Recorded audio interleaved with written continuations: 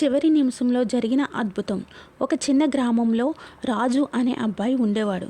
అతని చిన్నప్పటి నుంచే దేవుని మీద విశ్వాసం ఉండేది. ముఖ్యంగా జీసస్ క్రైస్ట్పై అతనికి చాలా నమ్మకం.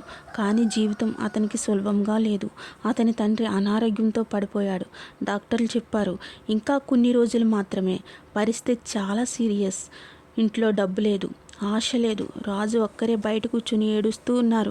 ఆ రాత్రి ఆకాశాన్ని చూస్తూ ఒక్క మాట చెప్పాడు, యేసయ్యా, నేను ఏమీ చేయలేను, నువ్వే చెయ్యాలి. ఆ మాటలో బలం ఉంది, కానీ బయటికి చూస్తే ఏమీ మారలేదు. రెండవ రోజు తండ్రి పరిస్థితి మరింత క్షీణించింది.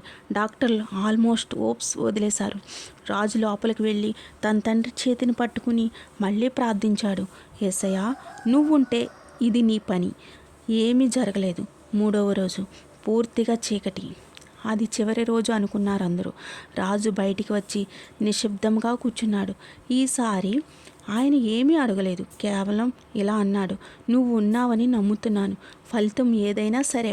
ఆ క్షణం అప్పుడే డాక్టర్లు బయటికి వచ్చి ఆశ్చర్యంగా చెప్పాడు, ఇది ఎలా జరిగిందో తెలియదు, కానీ మీ తండ్రి పరిస్థితి సడన్లీ స్టేబుల్ అయింది. అందరూ షాక్ అయ్యారు. కొన్ని రోజుల్లోనే పూర్తిగా కోలుకున్నాడు.